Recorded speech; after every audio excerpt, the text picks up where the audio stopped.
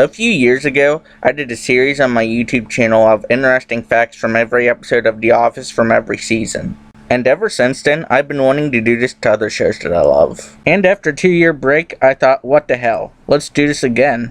So the show I'm doing interesting facts on every episode from every season now is Married with Children. Married with Children is a sitcom that follows the Bundy family. No relation to Ted Bundy.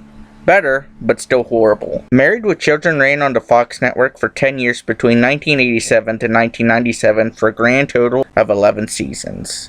Like my Office series, every fact I'll be getting from every episode comes from the Wiki page itself. So this might not be 100% accurate, but let's just hope. So today we're going back for seconds and looking at interesting facts from every episode from Married with Children, Season 2.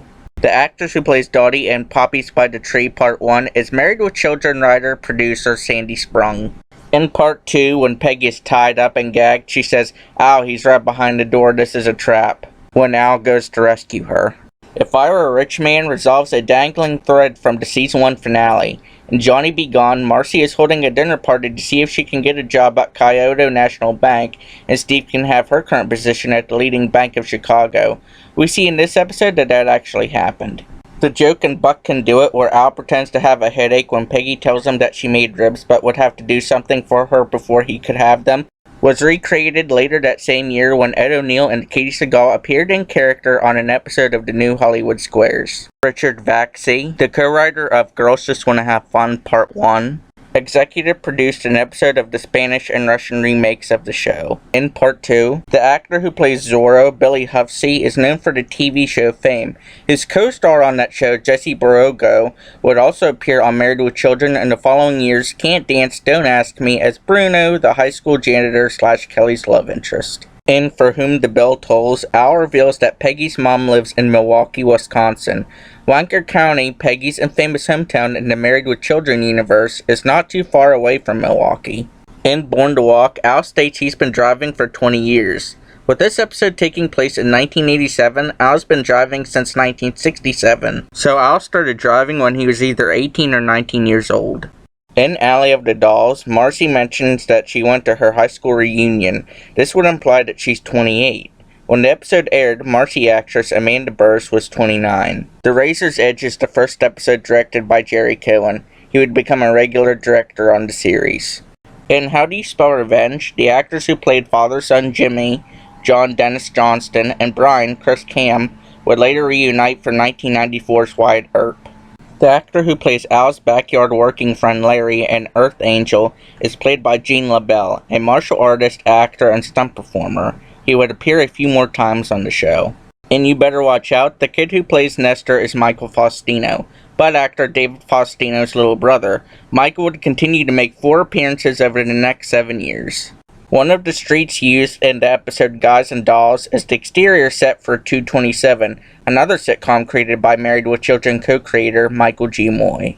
The author of the book that Bud reads and Build a Better Mousetrap, Mike Semin, is named after Mike Semin, the prop master at Sony Studios, where the show was filmed.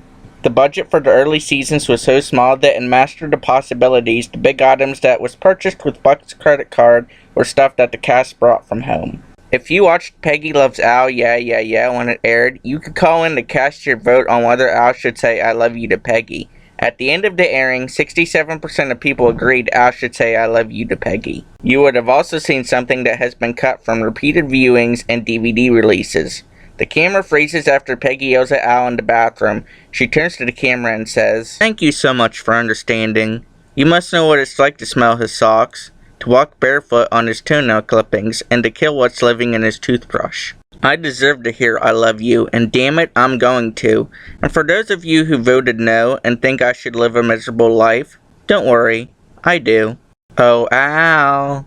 The actor who appears as the termite boss in The Great Escape, Cliff Bemis, would later appear in Season 11's Requiem for a Chevyweight Part 1 as Al's father in a flashback.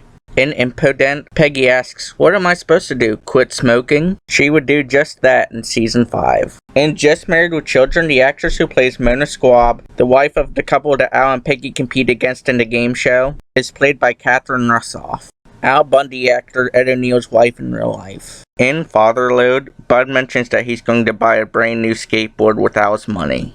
However, 5 episodes earlier in Master the Possibilities, he did buy a skateboard with Al's money. And you can see it on the staircase over the next 3 episodes. He must have lost it after Impodent because you can't see it in Just Married with Children.